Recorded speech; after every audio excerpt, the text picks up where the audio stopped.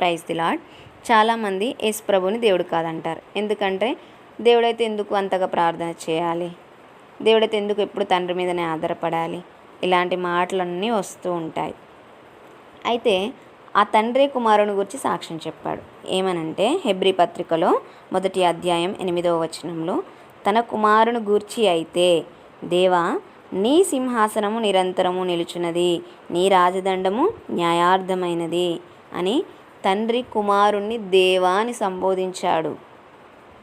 తండ్రే కుమారుణ్ణి దేవా అని పిలిచినప్పుడు మనము దేవునిగా చూడడానికి ప్రాబ్లం ఏంటి?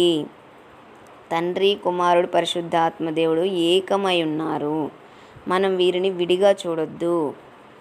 కుమారునికి సమస్తము అనుగ్రహించాను అని అదే హెబ్రీ పత్రికలో 2వ వచనంలో ఉంది. కుమారుని ద్వారానే ప్రపంచంలో నిర్మించబడ్డాయి అని వాక్య భాగనం సెలవిస్తుంది. మరి ఈ ప్రపంచాన్ని సృష్టించిన కుమారుడు సృష్టికి సృష్టికర్త అయినప్పుడు ఆయనని దేవునిగా చూడడానికి ప్రాబ్లం ఏంటి? ఆయన ద్వారానే మనం తండ్రిని చేరగలము.